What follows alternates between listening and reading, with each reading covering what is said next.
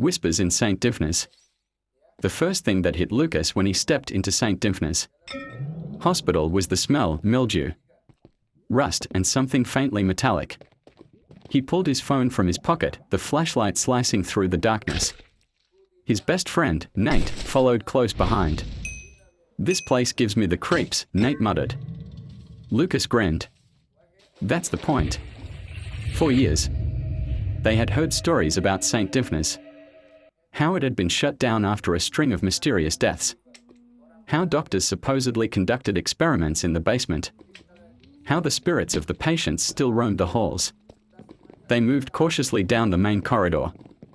Rusted gurneys lined the walls and the peeling paint curled like dead skin. The old nurse's station stood ahead. Its windows shattered, papers scattered across the floor. Lucas glanced down and frowned. The papers weren't covered in dust. Someone had touched them recently. "Dude," Nate whispered, pointing to a wheelchair in the hallway. It was rocking slightly, though there was no wind. Lucas swallowed hard but stepped closer. He reached out, then froze. A whisper slithered through the air, just behind him. "Help me." Lucas spun, shining his light into the darkness. There was nothing there. Nate grabbed his arm. "We should go. Now." Before Lucas could respond, a loud bang echoed through the hospital, followed by the unmistakable sound of footsteps.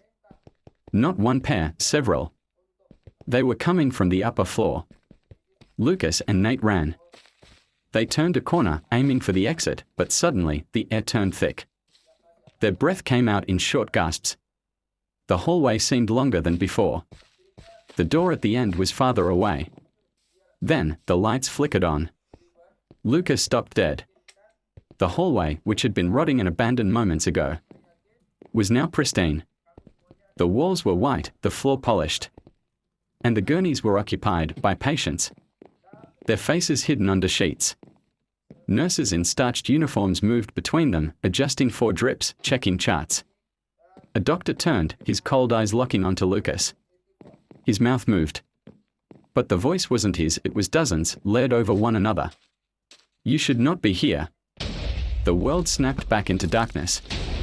The stench of decay returned.